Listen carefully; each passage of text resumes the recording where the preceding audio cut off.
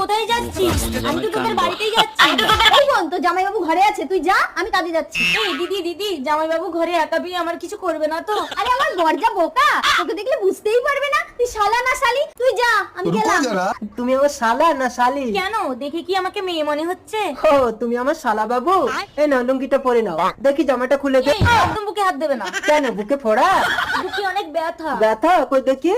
জামাইবাবু, চালাকি দ্বারাই বড়নো গালা যায়, কিন্তু ফোড়া ফাটানো যায় না। আচ্ছা ঠিক আছে, লুঙ্গিটা। আরে আমাকে দাও, আমি ভেতরে গিয়ে পরে নিচ্ছি। জামাইবাবু তুমি কেন ঢুকলে? এই তো আমি লুঙ্গি পরে নিয়েছি, এবার শুয়ে পড়বো। ও শালা বাবু, আমিও শোবো তোমার পাশে। না না না না, আমার বিছানায় মতো অভ্যাস আছে, তোমাকে আমার পাশে শুতে হবে না। যাও, বাইরে যাও। শালা বাবু বিছানায় মতে, তার মানে আমার বিছানা ভিজিয়ে ফেলবে। ঘুমিয়ে গেলে এই গাটা শালা বাবু নৌকো পাখিতে লাগিয়ে দেবে।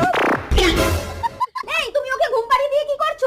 তোমার ভাই নাকি বিছানায় মতে, তাই এই গার্ডারটা লাগাবো বলছি, তা লাগানোর কোনো জায়গাই তো পাচ্ছি না।